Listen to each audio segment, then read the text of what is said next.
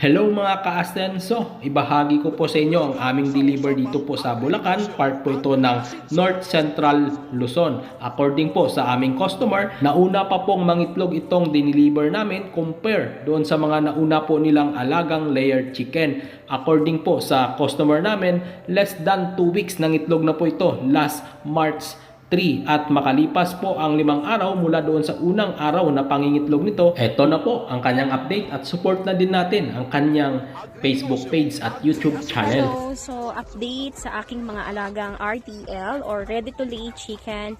Ito yung 5th day na nangingitlog sila. Meron akong 47 heads dito. So, ito talagang inaaral ko kung paano to at alagaan and tinatry ko nga, sinusubukan ko kung worth it ba yung pagpapakain, kung hindi pa tayo malulugi sa feeds, and kung tama ba yung ipoproduce nilang mga eggs. So, as of now, sabi ko nga, kung di ako nagkakamali, 5th day ng pangingitlog nila ngayon. So, ito yung kanilang mga itlog. Etong 4 na to, kompleto na yung itlog nila. Naka-4 na sila, and as you can see, medyo lumalaki na yung kanilang mga eggs. Hindi tulad nung unang araw, pangalawang araw, maliliit pa. Ito, ngayon may mga size, medium na tayong makukuha. Ayan, oh, sobrang dami nilang eggs.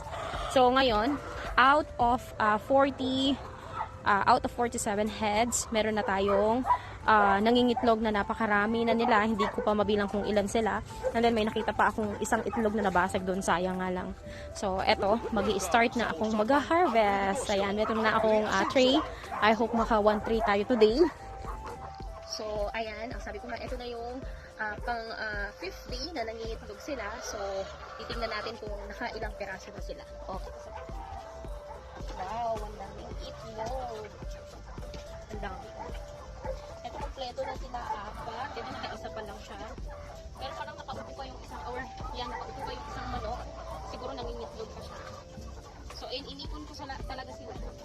Ang sabi ko kasi, sa mga nagpapakain din minsan, huwag nilang pakikialaman ng itlog para makita natin kung saan banda yung hindi pa sila masyadong nangungulo.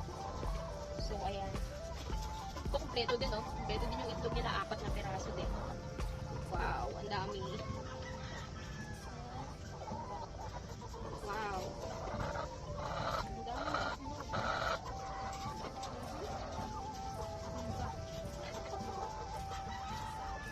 Wow. Ang dami nilang itlog. Wow. Welcome sa Usapang Agri-Negosyo, Agri-Asinso. Wala na ba?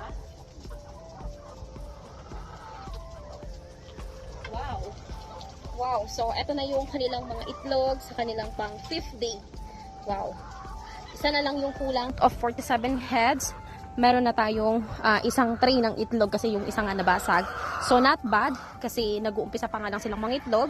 Yung target natin dapat 40 to 45 heads yung mga itlog per day. So, dapat may 1.5 tray na tayo. So, as of today, meron na tayong tray. So, 15 na heads pa yung hihintay nating mga itlog. So, yan lang naman. Thank you for watching.